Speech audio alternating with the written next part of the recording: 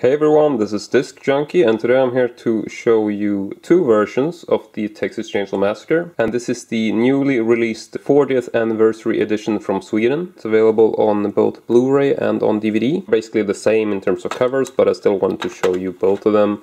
Very big shout out and thank you to the good people over at Studio S Entertainment, and especially CEO or Sven-Erik, who was nice enough to send me free copies of this. And there's also a bit of a backstory as to why that happened, but I'm gonna go into that in the end of the video in case you want to know. So take a look at the Blu-ray first.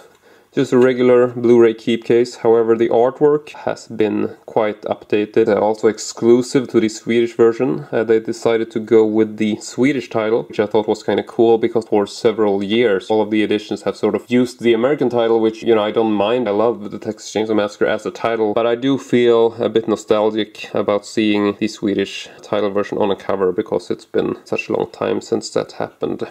And looking at the spine here, same look to it as on the front. Here is the back cover. This is all printed in Swedish. However, in terms of the special features, I want to make it clear that this does have one unique special feature, but it also lacks a few very small features in comparison to the American version. And the features that are missing: first of all, there is a blooper reel. It's only 2 minutes and 22 seconds. There's also a small feature which I for one thought was a bit of a shame that they didn't have that. It was listed as Making Grandpa. It's a slideshow running for 2 minutes and 45 seconds. Kind of like the design on this. The second disc especially. Sort of nice touch with the hook around the disc hub there. Looks pretty cool. But what I wanted to mention, which I think is important, is that even though it's missing those two very small features, this actually has a completely exclusive feature which is not featured on any other version, and this is a 17-minute and 17-second extra.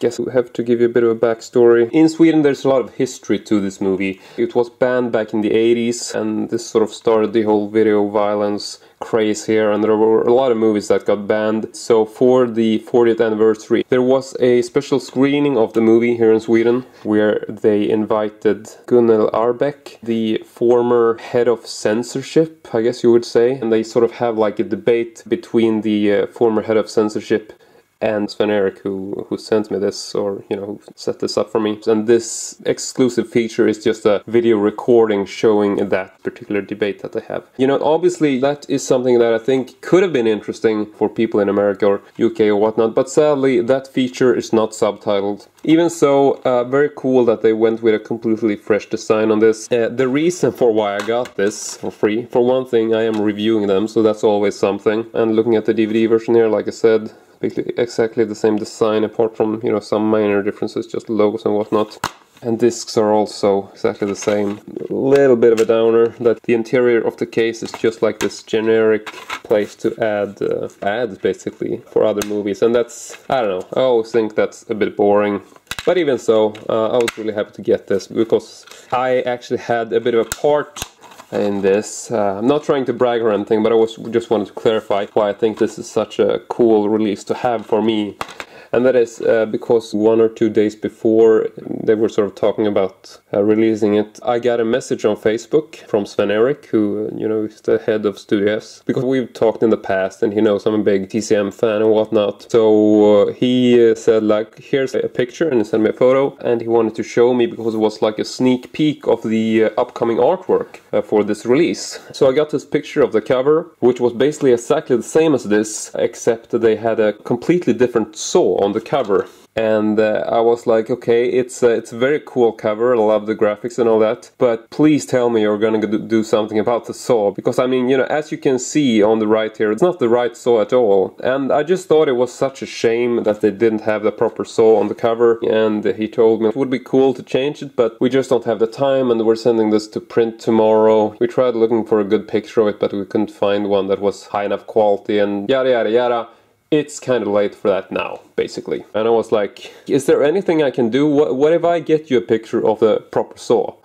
You know, because I figured, you know, I got connections and stuff. And he was like, well, you know, it's very nice of you, but I mean, we're sending this to print tomorrow. It's just, I don't know how we're gonna make it work. And I was like, well, you know, I'll get you the picture. If I get you the picture, can you just tell me that you're gonna change it? And he was like, well, you know, it would have to be a picture showing the correct saw in the exactly the same angle. And I was like, alright, well, if I can get you a picture of the proper saw in the right angle, would you be able to fix it in time? And he was like, well, I can't make any promises, but you know, if you want to try, just go for it. And I was like, okay, I'm on it. And I stayed up all night, got online, went on Facebook, reached out to TCM Facebook fan groups, ended up finding someone who I hadn't talked to before. His name is Connor Deles, and he has the same model of saw as the one used in the movie. Of course, he's a TCM collector like I am, and so he owns a couple of those saws. So I said to him, you know, can you help me out? I really need to get a good picture at this particular angle. So I sent him like a preview picture, and he was like, well, you know, I'm gonna be home in a couple of hours, so I can do it then. And this was closing in on midnight here, so I was like,